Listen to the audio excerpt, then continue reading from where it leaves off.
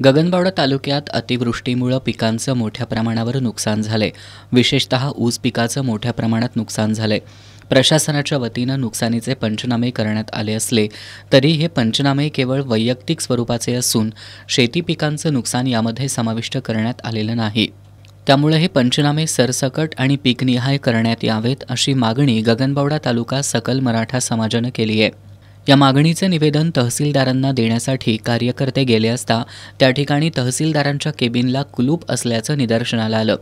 चौकशी अंती तहसीलदारांसह काही अधिकारी आणि कर्मचारी अनुपस्थित असल्याचं आढळून आलं। तहसीलदार हे बैठकीसाठी कोल्हापूरला गेल्याचं सांगण्यात आलं। यावेळी संघटनेच्या कार्यकर्त्यांनी हालचाल रजिस्टर मागितलं असता उडवाउडवीची उत्तरं देण्यात आली। यामुळे या ठिकाणी काही काळ तणावाचं वातावरण निर्माण झालं होतं। काही वेळानंतर तहसीलदारांच्या केबिनचा दरवाजा उघडण्यात आला। यावेळी सहाय्यक महसूल अधिकारी प्रदीप कदम, महसूल सहाय्यक अमर सुतार यांना सकल मराठा समाजाच्या पदाधिकाऱ्यांनी धारेवर धरलं। गगनबावडा तालुक्यातील सकल मराठा समाज संघटनेच्या वतीनं संबंध तालुक्यामध्ये अतिवृष्टीनं जे शेतकऱ्यांचं नुकसान झालंय त्या संदर्भामध्ये आम्ही आज ऑफिसमध्ये एक निवेदन द्यायला आलो होतो। निवेदन द्यायला आल्यानंतर या ठिकाणी तहसीलदार ऑफिसमध्ये स्वतः तहसीलदार कुठल्या मिटिंगला गेल्यामुळं तिथले कर्मचारी सुद्धा आमच्याशी नीट बोलले नाहीत। त्या कर्मचाऱ्यांनी आम्हाला ओढवडीची उत्तर दिलीत। इतकेच नव्हे तर इथं आल्यानंतर हालचाल रजिस्टर सुद्धा आमच्या कुठल्याही कार्यकर्त्याला द्यायला त्यांनी नकार दिला।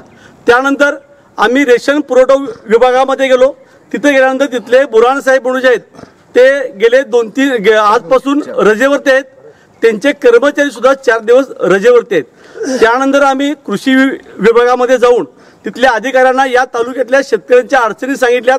आता ई पीक जो काय सर्वे सुरू आहे त्यामार्फत त्यांचे पंचनामे जे सुरू आहेत ते पंचनामे अतिशय तालुक्यामध्ये चुकीच्या पद्धतीनं सुरू आहेत आणि ते पंचनामे त्या गावातील सगळ्या शेतकऱ्यांच्या लाभाचे व्हावेत असं आम्ही त्यांना या ठिकाणी निवेदन आता दिलेलं आहे। यावेळी सहाय्यक महसूल अधिकारी प्रदीप कदम यांना मागण्यांचं निवेदन देण्यात आलं।